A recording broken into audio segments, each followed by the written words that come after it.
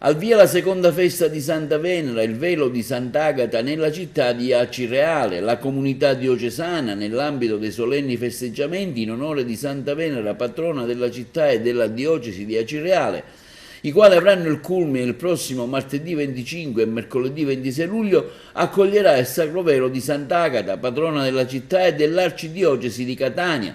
L'evento, che si svolge in occasione del 150° anniversario della vita ecclesiale diocesana a Cesi, avrà luogo domenica 23 luglio alle ore 19.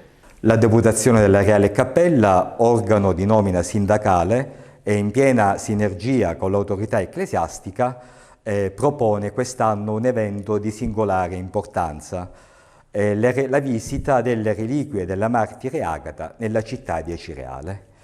Questo evento viene proposto anche in occasione del 150° dell'istituzione della diocesi di Acireale, per far sì che le due chiese sorelle si ritrovano a condividere con la celebrazione momenti di pura fede e di pura condivisione.